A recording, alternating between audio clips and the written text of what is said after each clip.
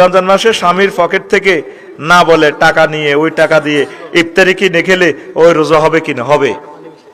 আম্মাজিরে এতটুকু চুরি করবেন, কারণ কতগুলি ফিসেসা স্বামী আছে হেতে আজাদনগর বাজারও কত রকমের খানা খায়, হেতে টুকুর করি এনে কুত্তার মতো চিবি চিবি ইস্তারের সময় যায় গই গরু ইস্তার আছে না নাই জানা নাই, আপনি কিছুটি হাতের পকেটে তো চুরি করি দারুণ করি জব্দা কোপ্তা চিকেন ফ্রাই খাবেন, জায়েজ আছে।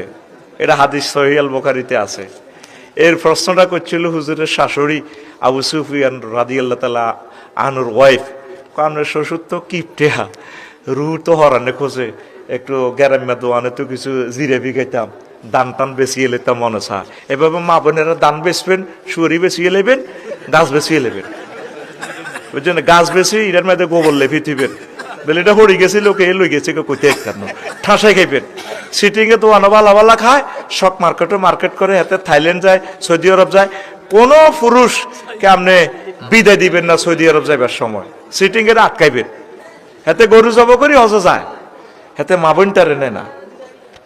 অবশ্যই মা বোনের হজে নিবেন, ওমরা নিবেন, আর মা বোনের কষ্ট কমে পেলে বিয়ে 4টা করিয়ে নেবেন।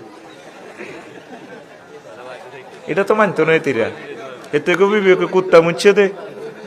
4টা বিয়ে করলে তখন সমাজে আর জেনা হবে না, সব মহিলা স্বামী লই কলজা ঠান্ডা করতে পারবো। আমিন ক